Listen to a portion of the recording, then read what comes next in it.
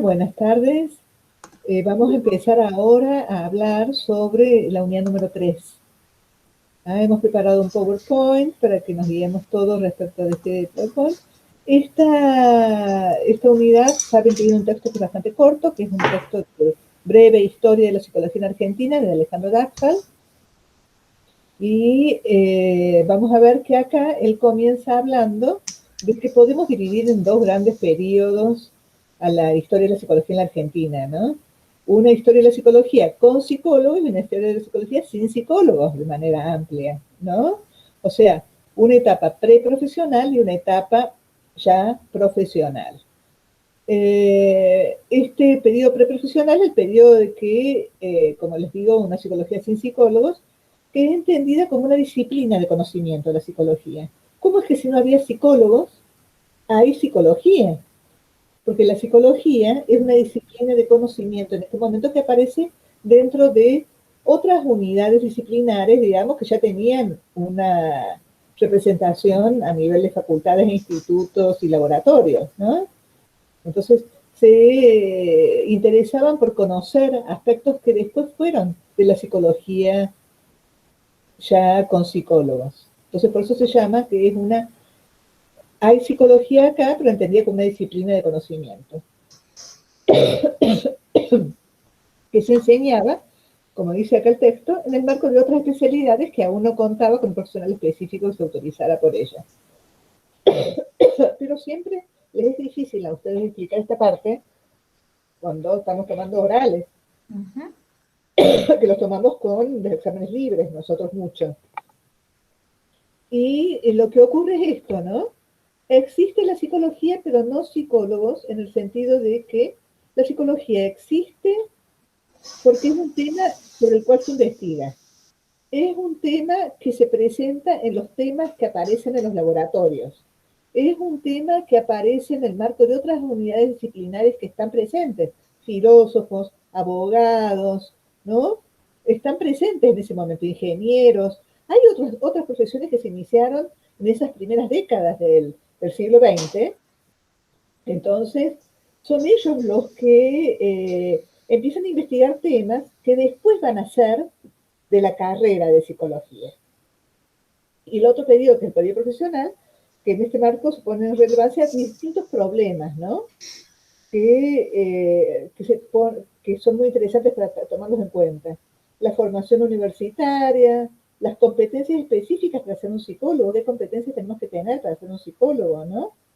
Respecto a las cuales tenemos que formarlos nosotros profesores. Las preferencias teóricas, saben ustedes que no hay una sola teoría en esta carrera, entonces las preferencias teóricas, los modelos de práctica, ¿no? Cada perspectiva teórica tiene un modelo de práctica distinta. Entonces, los modelos de práctica, la relación con otros especialistas como el psiquiatra o el psicoanalista, la habilitación por parte del Estado, ¿no? ¿Qué reconocimiento el Estado hace de los que están en esta profesión? El reconocimiento social, su organización gremial u su identidad, de la identidad profesional, ¿no? Este periodo se inicia a mediados del siglo XX y llega hasta la actualidad, porque tenemos todavía carrera de psicología, ¿no? Vamos a ver si en algún momento tenemos que ponerla como una etapa anterior a otra etapa, vamos a ver, hasta ahora llega la actualidad. Una sola cosa para agregar, Eve, que esto es un concepto que toma, la semana pasada estuvimos viendo historia, historiografía, y Hugo Besetti, que es uno de los principales historiadores de la psicología, es quien hace esta división y Daxal la toma en su texto. Así es. Ajá, ajá, ajá. Muy bien. Y en ese marco distingue distintos subperiodos, ¿no? Son 5 los que distingue, que van de 1896 a 1976. Y cada subperiodo da cuenta de cuáles fueron los objetos que tomaron para sus investigaciones, ¿no? Qué objeto de estudio estaba presente ahí para esta psicología presente en cada uno de estos subperiodos, cómo los definían y qué relación había con las problemáticas más generales, ¿no? Y con formas de ver el mundo, una cosmovisión que puede haber en cada momento histórico, que es propio de cada época, cada época cristaliza un modo de ver el mundo, una concepción acerca de ese mundo. Y otra cosa interesante que puse acá es esto del problema de la recepción, que también está tomado de Besetti, acá en Dagfal, pero es muy interesante porque el problema de la historia y la continuidad de los hechos históricos, ¿no? Seguidos por distintas generaciones, nos ponen en consideración eh, cómo es que se receptan esas cosas que vienen de otros momentos históricos. Y este problema de la asociación está presente acá en el texto, entendiéndolo como que no hay recepciones que sean idénticas, que siempre hay un cambio, ¿no? En el proceso de la recepción de lo que se constituyó en otro momento histórico. O sea, siempre es una imagen distorsionada la que se toma cuando se toma para unos los desarrollos que han hecho otros. ¿Ah? Es muy interesante esto porque se repite entonces no lo mismo, sino lo igual. ¿Ah? No se repite lo mismo, se repite con cambios, se repite distorsionadamente, se repite adaptando esas consideraciones a las características que haya en la época en que se recibe. Y entonces no se repite lo mismo, sino lo igual. Vamos a ir entonces por cada uno de estos periodos. El nacimiento de la psicología, de algo que pueda tener que ver con lo que, como la disciplina entendida como unidad de conocimiento, ¿no? Se da entre los años 1896 y 1925. Años en que, como ustedes ya saben, porque ustedes todos han hecho el secundario, se está constituyendo el país como nación, ¿eh? Como nación independiente.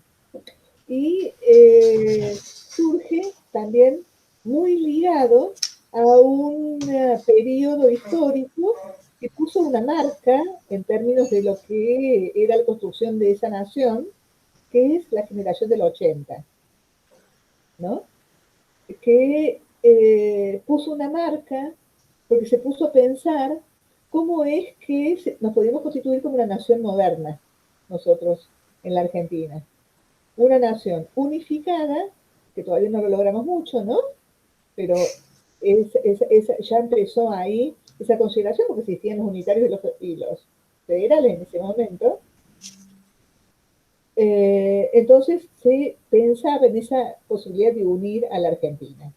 Y aparece enmarcado en esta idea con esta, con esta relación con la psicología como unidad de conocimiento, un autor que dice que está ahí en la foto, que es José Ingenieros, ¿ah?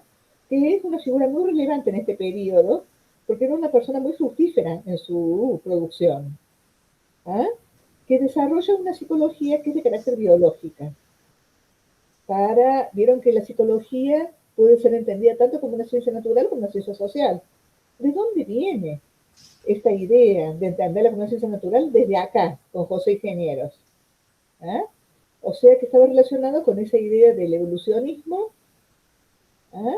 Y con la psicología entendida desde una visión positivista. Pero acá van a ver ustedes cuando lean este texto que se entiende al positivismo no solamente como un concepto vinculado con una consideración filosófica, sino el positivismo entendido como un aporte para la constitución de una nación, un aporte para pensar cómo es el desarrollo de una nación, cómo se funda una nación, ¿eh? Cómo es el progreso que se necesita de la razón y del conocimiento para constituir una nación. La confianza entonces estaba depositada en los métodos de las ciencias naturales. ¿Y cuáles son los métodos de las ciencias naturales? La observación y la experimentación. ¿Ah? Y sobre todo en esa forma de la experimentación y la observación al servicio de la constitución de la nación. Eso es muy importante. Hay entonces algunos personajes interesantes que están presentes acá en este texto, como Horacio Piñero y la Escuela de Buenos Aires, y hay una profesionalización también presente en este periodo. No es que, digamos, se pone estos hechos históricos que determinan el inicio y el fin de cada periodo, pero las cosas no son tan lineales. Entonces, también había acá algo que aparece después, que es esto de la profesionalización inicial, que estaba orientada a la constitución de la nación y los problemas que presenta la constitución de la nación. ¿Qué problemas le puede interesar a una nación que se constituye? Problemas de la identidad nacional. ¿Cómo hacemos para que la gente que vive en esa nación esté reconocida con una única identidad nacional? Problemas de distintas instituciones sociales que organizan la vida social en la nación, ¿no? Problemas de la delincuencia, problemas de la educación, problemas de la constitución de una nación, el problema de la locura, ¿no? El problema de tratamiento de la locura, ¿no? Entonces, esos problemas que orientaban esa unidad de conocimiento que estaba presente en este primer periodo es lo que el autor considera como un inicio de la profesionalización de la psicología. ¿eh? Y relata también ahí una cosa muy interesante también, para que ustedes recuerden, que es que se promueve también una psicología no clínica, ligada al ámbito de la educación.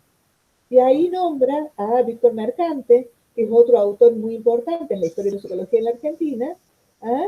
Y su aporte para la constitución de una escuela de La Plata, que la Universidad de La Plata fue creada en 1906, así que hay es un momento muy prolífico para la fundación de distintas instituciones, de la Argentina. El positivismo no implicaba, dice acá el texto, solo una manera de ver el mundo, sino una manera de transformarlo al mundo. Por eso les digo que el progreso vinculado con el desarrollo de la razón tenía que ver con la intervención en el mundo. Por eso es tan importante acá el positivismo. Una concepción secular de los problemas sociales e institucionales. Una visión secular porque no es religiosa, una visión que está vinculada con el desarrollo de la observación y la experimentación y los datos empíricos. ¿Mm? Y finaliza con el fallecimiento de José Ingeniero en el año 1925. Vamos al próximo. Acá, esta foto es de Ortega y Gasset, ¿no? Y se considera que este periodo es la reacción antipositivista. Le tiene el nombre de Psicología y Filosofía, y va del 1925, año de la muerte de Ingenieros, a 1943. En este periodo hay una reacción antipositivista. ¿Cómo es que lo que gobierna, las ideas que gobiernan, las ideas y los actos que gobiernan determinada época histórica cambian de dirección? ¿No? Bueno, se da por el aporte de distintos datos que pone el texto en consideración. Uno de ellos es la visita de esta persona, de Ortega y Gasset, un filósofo español, 3 visitas que tuvieron a, que tuvimos acá en la Argentina. Incluso él vivió en Buenos Aires.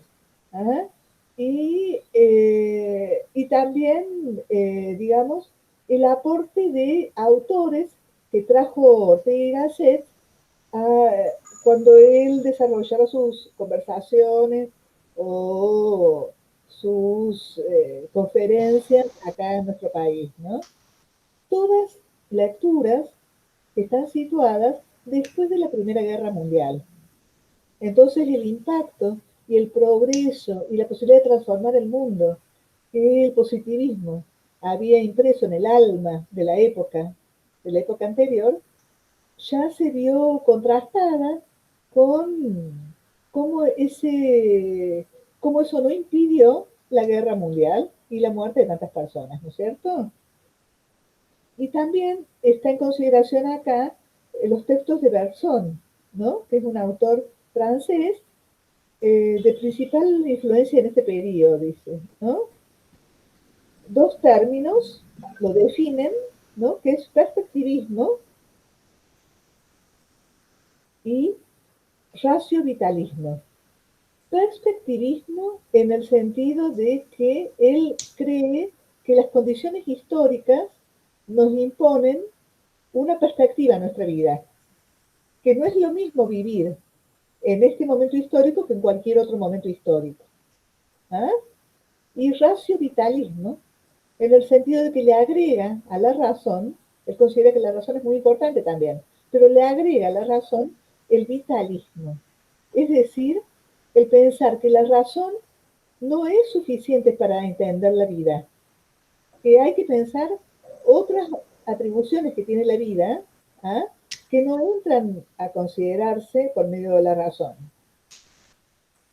El primero se resume en su famosa sentencia, yo soy yo y mi circunstancia. Una sentencia de él. Soy yo y mi circunstancia. ¿Ah? Y si no la salvo a ella, porque habla, es un texto sobre el Quijote si no la salvo a ella, no me salvo yo. O sea, hay una circunstancia, hay un relativismo a determinadas circunstancias históricas que nos tocan vivir en cada momento histórico en que nosotros vivimos. ¿Ah? Esa reacción antipositivista indica que el hombre no puede ser reducido a su dimensión natural. El hombre no es solo los aspectos biológicos y anatómicos. El hombre no puede ser considerado únicamente bajo la perspectiva de esa dimensión natural. La importancia del lugar de la conciencia y la experiencia subjetiva. ¿Ah? Acá aparece el interés por la conciencia y la experiencia subjetiva. Y dice Bergson, pero de ahí debería resultar también que nuestro pensamiento, en su forma puramente lógica, es incapaz de representarse la verdadera naturaleza de la vida, la significación profunda del movimiento evolutivo, creado por la vida en circunstancias determinadas, para actuar sobre cosas determinadas. ¿Cómo abrazaría él la vida si no es más que una emanación o aspecto suyo depositado en el curso de su ruta por el movimiento evolutivo? ¿Cómo podría aplicarse a lo largo del movimiento evolutivo mismo? La razón no alcanza. Hace falta tomar en consideración otros aspectos para entender a la vida misma, ¿no? Antes, esto estaba, el dato primario venía de la experimentación y la observación, ¿recuerdan? Ahora importa la comprensión y la interpretación. Fíjense cómo son distintos los términos, ¿no? La observación puede ser objetiva, la experimentación por supuesto que lo es. ¿Ah? La comprensión tiene algunos conflictos con la objetividad, porque la comprensión significa ponernos en el lugar del otro, no nos vinculado con la empatía está la comprensión. Y la interpretación también tiene conflictos con la objetividad, porque la interpretación no es una traducción, ¿no? Implica una forma de recuperación que es siempre parcial. ¿Mm? Se buscaba vincular la psicología con los procesos filosóficos generales, de esos que aparecieron en los años 30. Una psicología casi apadrinada por la filosofía, dice el texto. ¿Ah? Se preocupa por subjetividades o preocupaciones del sentido, el sentido que le damos a los actos que vivimos, ¿ah? Valores, cómo valoramos los actos que vivimos, ¿ah? La libertad, el aspecto de cuán libres somos a la hora de valorar, por ejemplo, ¿ah? La creación, la creación, cuánto aplicamos nuestra experiencia de vida para la creación, la vida, la ética, ¿ah? Cuánto tenemos una orientación ética de nuestros actos o no. Luego de la reacción antipositivista, la psicología llamada científica de corte objetivista nunca tuvieron en la Argentina el desarrollo que sí alcanzaron en el resto del mundo. En nuestro país siempre primero la psicología centrada en la subjetividad, dice el texto. ¿Ah? O sea que, fíjense cómo, digamos, lo que viene después en la historia retoma solo una parte, la parte que aparece en este periodo histórico. ¿Mm? Vamos a la siguiente, por favor.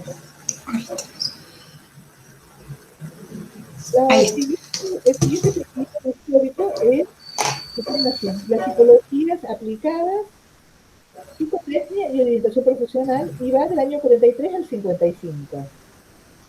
O sea que, si vemos los años, estamos viendo que pasaban cosas importantes acá en nuestro país, como son los gobiernos, primero y segundo gobierno de Perón, por ejemplo, en este momento. ¿Eh? Que son años, esos 40, en que se produjo grandes procesos de industrialización de nuestro territorio, ¿ah? Y que favoreció, por lo tanto, un cambio en la unidad productiva. Mucha gente se trasladó a vivir en las ciudades, porque ahí estaban las industrias. ¿Ah? Entonces el texto dice que favoreció el éxodo de la población rural hacia las ciudades, que a su vez sumó la última ola de aluvión migratorio europeo y se constituyó así una gran clase obrera. El peronismo fue sensible a estos cambios a nivel de los distintos lugares en que las personas se trasladaban a vivir, ¿ah? Y la constitución de estos nuevos actores sociales que era la clase obrera. Y efectivamente supo reconocer una serie de derechos para la organización de la clase obrera, ¿ah? Urbana. Estas industrias incipientes tienen necesidad de un nuevo tipo de mano de obra que tenía que estar mejor formada y más motivada para trabajar. ¿Ah? Aparecen nuevos problemas acá, ¿no? ¿Cómo hacemos para que lleguen a tiempo los obreros? ¿Cómo hacemos para que estén motivados? ¿Cómo hacemos para poder elegirlos, para que saquemos el mayor provecho de ellos en las unidades de trabajo? Entonces, efectivamente, acá aparecen nuevos problemas, ¿no? De tal modo, la elección de una profesión o ocupación ya no podía resultar de una decisión improvisada, ¿no? Había que poder construir conocimientos para ver cómo son las elecciones para elegir un trabajo u otro, estudiar una carrera u otra. ¿Eh? Entonces tenía que ser el fruto de un proceso tan científico como fuera posible. Y en este marco, entonces, esa orientación profesional se empieza a desarrollar. Test de orientación profesional que se empieza a desarrollar en este momento y que después se continúan desarrollando, pero muchos de ellos han estado se presentaron del mismo modo en muchas décadas de nuestro país. ¿Ah? Comienzan ahora. Y la psicotecnia. ¿Qué es la psicotecnia? La psicotecnia son aspectos técnicos de aspectos psicológicos, ¿ah?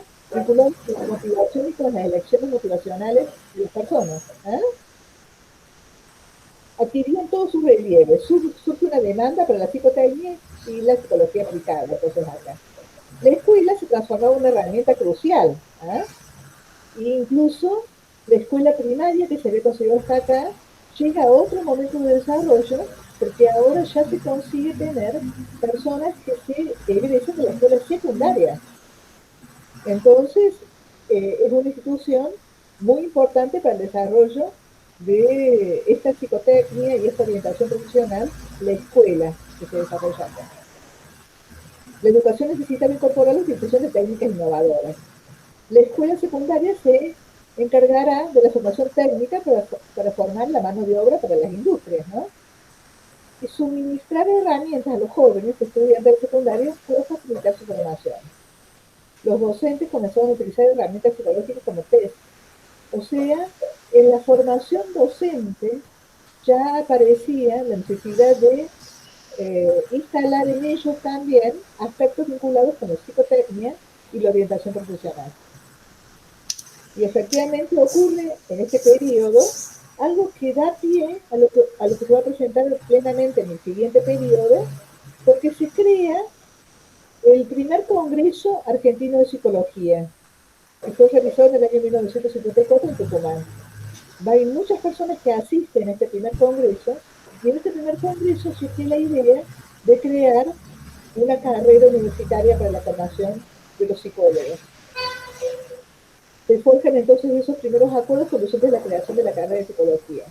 Así se crea la primera carrera de psicología en Rosario, el año 55, y este año 55 es un año muy importante también porque es el año de lo que se llamó la Revolución Argentina, ¿no?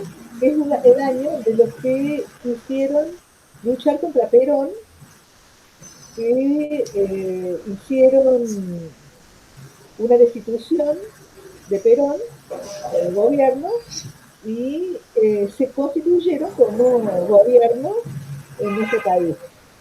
¿Ah? Era una dictadura también esta, pero era una dictadura que tuvo unas formas de presentación que fue ampliamente, digamos, aceptada por las personas de este momento en la Argentina. ¿Ah?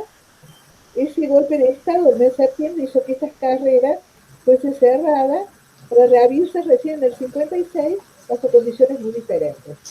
Sí, bajo condiciones muy diferentes, pero estas condiciones en la universidad, ustedes traten de leer mucho acerca de lo que ocurre en estas condiciones, porque son todas muy paradójicas, digamos, ¿no? Existía una dictadura militar, existía la destitución de un gobierno que había sido votado por la gran mayoría, pero en este momento por ejemplo, en las universidades se vuelve a instalar los presupuestos de cogobierno, por ejemplo, ¿ah? Que habían estado suspendidos del gobierno anterior. Entonces las cosas nunca son de un solo color, las visiones no son únicamente de una sola forma. Hay que seguir leyendo, hay que seguir conociendo, hay que seguir ampliando el conocimiento que tenemos de los hechos históricos para ver que siempre se puede construir otra historia, como decía la historia crítica, ¿no? El siguiente periodo es el de la invención del psicólogo, lo pone el texto, ¿no? Psicología y psicoanálisis, del 55 al 76, donde se da un auge de la psicología. Acá, como lo dice el texto, hay una gran renovación social y cultural, ¿no? En esos años del 55 al 66, a pesar de que había una dictadura militar, no había sido un gobierno votado, había una gran renovación social y cultural. El psicoanálisis implante en la cultura fue una condición de posibilidad para la consolidación de ese modelo profesional de atención de pacientes en consultorio privado, dice el texto. Esa renovación social y cultural fue de la mano del auge del psicoanálisis también. Esa renovación que no solo fue vinculada con la creación de las carreras, con el auge de la psicología, sino que hubo un auge de la edición de los textos, ¿no? Que nos ampliaban el conocimiento. Aparte, en el 58 fue, por ejemplo, la Revolución Cubana. Entonces fueron años que fueron muy prolíficos en la recuperación de estrategias de lucha colectiva entre las personas, muy prolíficos que consiguieron la liberación de algunas regiones del mundo, ¿ah? Y entonces eso también ayudaba a que se constituyeran algunas lecturas, algunos puntos de vista, no solo la creación de las carreras. ¿Ah? Las universidades democratizadas, como les digo, ¿no? El cogobierno, incorporaron nuevos profesores y modernizaron sus planes de estudio también. En 2 años, entre 57 y 59, se crearon carreras de psicología en 5 universidades nacionales. La de Córdoba en el 58, ¿eh? Inicia en nuestro país la historia de la psicología como profesión, que vino a sumarse a una psicología como disciplina, como veíamos antes, ¿no? El psicoanálisis se inserta en distintos ámbitos. Dejaba de ser patrimonio exclusivo de algunos médicos vinculados con las élites porteñas, para insertarse en ámbitos diversos, desde los hospitales públicos hasta las carreras de psicología. O sea, Freud y algunos textos que nosotros vamos a ver cuando veamos las unidades de psicoanálisis, ¿eh? Algunas lecturas de psicoanálisis inglés, sobre todo de Larry Klein, empiezan a ser leídos en el marco de las cátedras que había en la carrera de psicología y en el marco de grupos de estudios que se establecían en los hospitales también. Aparece la orientación clínica en la psicología como una predilección por el psicoanálisis en este momento, y una práctica que es muy paradójica porque es una práctica sin sustento legal. Venían al abrigo de la regulación estatal y de los vaivenes de la vida política del país. Según la legislación vigente, constituye un caso de ejercicio ilegal de la medicina, la psicología, hasta ese momento. La psicología va a tener que se relaciona, ¿no?, con algunos trabajos interdisciplinarios que se establecían, con algunos psiquiatras que reconocían en la psicología el desarrollo como para reconocerlos como una identidad propia. Pero no había todavía el reconocimiento legal del desarrollo de la carrera, y la carrera y el trabajo interdisciplinario con otros y el reconocimiento de los otros en ese trabajo que los psicólogos hacían. Pero todavía no había reconocimiento legal de los que trabajaban con el título de psicólogos. En el 62, por ejemplo, para haber dado desarrollo del psicoanálisis en ese momento, se crea la Asociación de Psicólogos de Buenos Aires. Y esas asociaciones son muy importantes porque nos muestran cómo, cómo los psicólogos siempre han tenido que desarrollar su carrera, desarrollar sus posibilidades de trabajo, de manera, dice el texto esto, ¿no?, de manera reactiva y proactiva. De manera reactiva frente al no reconocimiento legal que tenían de lo que ellos hacían, ¿eh?, y de manera proactiva con la ayuda de lo que sí ellos reconocían en su hacer. Y como otros profesionales les reconocían a ellos también esa posibilidad de trabajar con la salud mental en ese momento. Y había algunos figuras muy importantes en ese momento también, que son ellos, ¿no? Enrique Butelman, Jaime Bernstein y Gino Germano. A partir de sus múltiples actividades como intelectuales, docentes y editores, jugaron un rol decisivo en la construcción de un público ampliado para la nueva psicología. Un público ampliado para la nueva psicología, que la psicología estaba al servicio del pueblo en este momento. La psicología está al servicio de una salud mental del pueblo en ese momento. Eso entraba a relacionarse muy fuertemente con lo que se vivía en ese momento en la Argentina. En la Argentina y en Latinoamérica, y en el mundo, también en distintas partes del mundo. Dirigieron las carreras de psicología de Buenos Aires, Ruterman, de Rosario, Bernstein, ¿eh?, además la carrera de sociología de Germano. Y elaboraron planes de estudio y promovieron la contratación de profesores afines a sus perspectivas. ¿Eh? Y a través de la editorial PAI 2 se produjeron autores extranjeros y publicaron autores locales también, que ubicaban a la psicología y al psicoanálisis en el seno de las ciencias humanas y sociales. Por eso el texto le decía antes, ¿no?, que la psicología nunca más estuvo reconocida como parte de las ciencias naturales como lo estuvo en su inicio. ¿Eh? Enseñaron numerosas materias en la formación básica de los psicólogos, dándoles elementos teóricos fundamentales para entender la psicología como una disciplina del sentido, como en el segundo periodo, y no como una ciencia natural. El siguiente periodo, el quinto, ubica al psicólogo como psicoanalista y en la recepción del lacanismo, que es un autor, que vamos a ver cómo lo vamos a psicoanalista también, es un autor francés que se llama Jacques Lacan. Y va ubicado del 66 al 76. Esta influencia, acá lo que vemos es influencia de una fenomenología existencial. Ya vamos a ver cómo en otro momento del desarrollo de nuestro programa, vamos a ver también qué es la fenomenología existencial, ¿saben? Pero primeramente les puedo dar algunos temas como para entenderlo un poquito más. Es un tipo de filosofía que aparece después de la Primera y la Segunda Guerra Mundial. Es un tipo de filosofía que centra el conocimiento de la filosofía a partir de los fenómenos, o sea, a partir de la percepción de los fenómenos y de la intuición también de los fenómenos, ¿eh? Y que pone en valor a la existencia por sobre la esencia. ¿Mm? No solamente está la influencia de esta fenomenología existencial, sino también de la salud mental, el psicoanálisis inglés kleiniano, ¿eh? Y la tradición francesa del Lacan. En este momento el psicoanálisis se vuelve hegemónico y entonces supera al resto de la psicología. No es que no haya habido psicologías conductistas, psicologías más orientadas por las ciencias naturales, ¿eh? Eh, pero siempre la gran mayoría de los psicólogos trabajaban bajo el amparo del paraguas del psicoanálisis.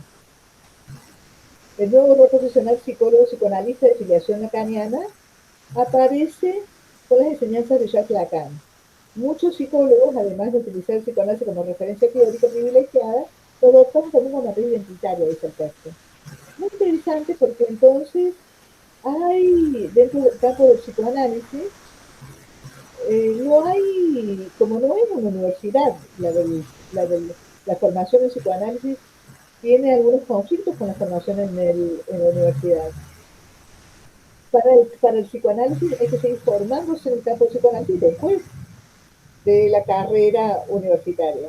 Pero la carrera universitaria es lo que te da el reconocimiento de poder trabajar en el campo de lo que la ley reconoce como posibilidad de trabajo. Pero la perspectiva teórica va a otros puntos de vista, ¿no?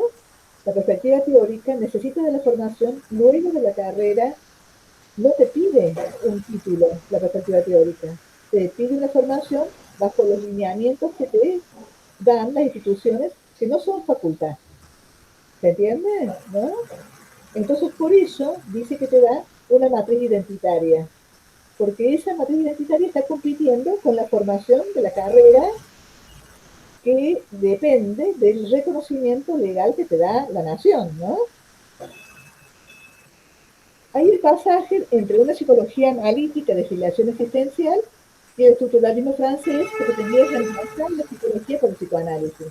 El psicoanálisis no solo no se presentaba como una psicología, sino que pretendía impugnar y superar toda la psicología, ya que al igual que la fenomenología existencial, privilegia el punto de vista de la conciencia. La psicología, teniendo en cuenta solamente la conciencia, no lo inconsciente, entonces no había un desprecio por todas esas otras perspectivas teóricas vinculadas con la psicología y las otras perspectivas teóricas vinculadas con otras formaciones, también hay otras discusiones de que las psicólogos se siguen formando después de la carrera, pero no todas tienen una formación tan especial como la que es en el campo del psicoanálisis, tan demandante como la que se da en el campo del psicoanálisis, tan larga como es la que se da en el campo del psicoanálisis, ¿no? Vamos a la próxima, por favor. Y en este periodo se presenta una figura súper destacada, que es esta la de foto, que es Oscar Mazota, que es un filósofo autodidacta. Filósofo autodidacta significa que no tiene un título, se formó por su cuenta nomás, ¿no? Promediando los años 60, encarnaba mejor que nadie las oposiciones y articulaciones entre conciencia y estructura, marxismo y psicoanálisis.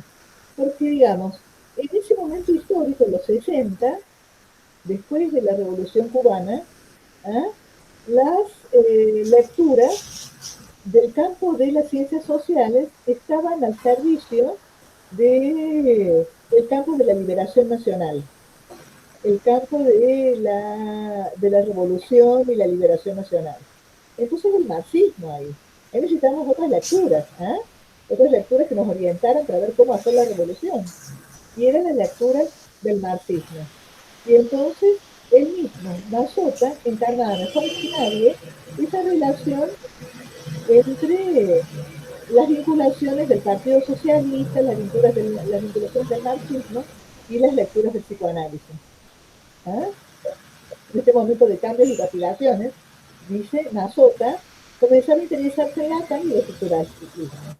De cambios y vacilaciones que estaban dadas por las revoluciones que se establecían en distintos periodos históricos y las luchas intestinas que había en cada región también por tratar de producir la revolución. Se configuraba así un nuevo rol profesional que en gran medida sigue vigente hasta hoy en día, el del psicólogo psicoanalista de filiación lacaniana. Sí, por esa matriz identitaria de la que hablábamos antes. El lacanismo adoptaba entonces nuevas formas organizativas, de tal suerte, esto que les decía yo, instituciones por fuera de las facultades que forman a los psicoanalistas lacanianos. En el 74 se creó la Escuela Freudiana de Buenos Aires, por ejemplo. Esa es una institución que las personas que se reciben de la carrera de psicología después van a formarse ahí en la misma cantidad de años que las que se forman en la carrera acá. La primera institución lacaniana del Río de la Plata. Y es difícil saber qué hubiera sucedido con este circuito alternativo a la universidad, en el que comenzaron a involucrarse los psicólogos, ya que en el 76 el golpe de Estado interrumpió violentamente este proceso. Porque acuérdense que el último golpe de Estado del 76 fue el golpe de Estado que desapareció a 30.000 personas acá en este país y que puso bajo su consideración el crear una nueva Argentina. Para eso necesitaba una nueva población, por eso hizo desaparecer a 30.000, por eso intervino todas las instituciones donde las personas se formaban, y por eso entró en la consideración de todas las personas de este país. Yo era muy chiquita, era una adolescente, tenía 12 años, 13 años, cuando esto se produjo, y efectivamente yo también puedo relatarles a ustedes cómo entró en mi consideración el hecho de que estaba bajo una dictadura militar. No pasó desapercibida para mí, digamos, ¿no? En ese contexto, asignado por la persecución política, el corte abrupto de la vida democrática que trajo aparejado el golpe 76 implicó el cierre o la suspensión de la inscripción en muchas carreras de psicología en las universidades públicas. Y efectivamente así se resolvió. Primero, ¿no? O el cierre de algunas carreras de psicología en algunas facultades del país, o la suspensión de la inscripción también. Acá en todo ocurrió eso, la suspensión de la inscripción. En este contexto signado por la persecución política y una represión sin precedentes, numerosos docentes se exiliaron o fueron cesanteados, con la consecuente desintegración de los equipos de trabajo, dice el texto, ¿no? Toda la práctica de tipo grupal o colectivo pasaba a ser sospechosa para los militares y por ende peligrosa. Mientras que el consultorio privado se constituyó como una suerte de refugio, se reforzó así el día del psicólogo como profesional liberal que atiende pacientes de manera individual. De alguna manera, los psicólogos continúan trabajando en los consultorios privados y eso no entró bajo la persecución estatal que se vivía, ¿no?, en el momento de la última dictadura. Y después el texto habla de lo que ocurre cuando recuperamos la democracia a partir del año 83, a fines del año 83, que implicó un cambio de época también. Implicó un auge renovado de los estudios psicológicos en la Argentina y un cambio de época. Un cambio de época se puede traducir en las palabras que Alfonsín daba en sus actos proselitistas de ese momento, en que él decía que con la democracia se come, se educa, se cura, ¿no? O sea que la democracia implicaba un nuevo ordenamiento del mundo, una nueva forma de ver, ¿no?, las instituciones, un cambio de perspectiva, digamos, ¿no? Se normalizaron las universidades, la reapertura plena de las carreras de psicología. En el sentido de que durante la dictadura militar también había cupo, ya habían impreso un cupo en la carrera de psicología. Acá se suspendieron los cupos. En este periodo se promovieron las leyes regulatorias del ejercicio profesional de la psicología en varias provincias, también en Córdoba, ¿ah? Y se establecieron incumbencias de título nacional en el año 85. Las incumbencias que son un detalle de las cosas que están reconocidas en la legislación nacional que puede hacer un psicólogo en las distintas áreas del ejercicio profesional de la psicología. Así que es acá, las leyes nuestras de reconocimiento legal están dadas junto con el desarrollo de la democracia. Y después, al final del texto, habla del siglo XXI, ¿no? Y cómo la gran mayoría de las carreras de psicología fueron adquiriendo el estatuto de facultades autónomas. Nosotros también. ¿Ah? Mientras diversificaron su oferta de grado y posgrado. También se ocurrió. Pero la masividad de los estudios de la psicología sigue constituyendo un desafío, dice el texto, en la medida en que las condiciones del mercado laboral ya no son las mismas. No solo eso, las condiciones del mercado laboral ya no son las mismas, además, los aportes presupuestarios no han ido aumentándose en la medida de los aumentos de la matrícula. Entonces, eso también implica un desafío muy grande en la formación. Se presenta una sobreoferta de psicólogos en determinadas áreas geográficas, dice él, y una ausencia casi total en otras zonas. Eso es muy importante, ¿eh? Como la distribución de la matrícula en la Argentina está dada en los grandes centros urbanos y es casi inexistente en otros centros donde también se pueden desarrollar las funciones también, por supuesto, ¿no? Del mismo modo, sigue habiendo una gran predilección en el ámbito de la clínica, mientras que en otras áreas de intervención personal son menos codiciadas. Sí, eso quizás hace desaparecido y se haya abierto, ¿no? ¿Vos qué pensás que sí? ¿Sigue habiendo últimamente? A mí me parece que sí. Sí, yo creo que eso sigue todavía, la predilección por la clínica. Creo que actualmente hay como una gran demanda. Si nos tenemos que retrotraer al texto, a lo mejor vamos al periodo 3 en cuanto a la psicotecnia y orientación profesional, y es un rol del psicólogo que, no sé si llamarlo está tomando como auge, pero es algo que se está pidiendo según las demandas del medio, ¿no? Que también es un recojo. En el sentido de que la gran oferta que hay de psicólogos hace que las personas puedan buscar las especialidades, ¿no? Sí. Quizás por ese lado tenga que ver con eso. Sí. También puede tener por eso, pero y también coincido con lo que vos decías mucho en cuanto a la formación psicoanalítica, a lo que requiere, al trabajo, al tiempo. Bueno, eso se va a especificar más en el... Pero creo que sí, en cierto modo, si bien se diversificó la formación, porque hoy en día... Creo que yo no tendría conocimiento de hablar de todo el tipo de formación que hay, porque es como muy grande en cuanto a las escuelas, que ya vamos a ver bien. Es verdad. Pero creo que en cuanto a lo que propone la formación psicoanalítica, eso se sigue manteniendo y profundizando. Pero son tan importantes las instituciones que hay por fuera de que compiten con la facultad, digamos, ¿no? Por fuera de la facultad son tan importantes y se han hecho tan inmensas en sus organizaciones, en sus reconocimientos por distintos países incluso, ¿no? Que sobre todo por la distribución que se da en algunos países, el psicoanálisis tiene mucha presencia. Sí. Acá en Argentina está muy presente, en Brasil está muy presente también, en España está muy presente, en Francia también está muy presente, y efectivamente no lo deja de estar en otras regiones, pero no lo está tanto como en esta que he nombrado. Mira, eso no sabía de Brasil. Y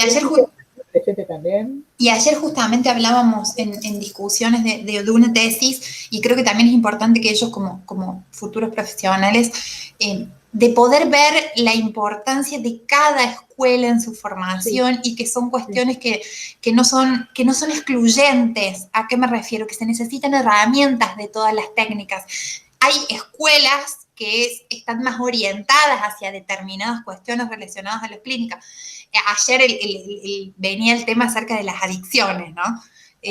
De qué tipo de abordaje.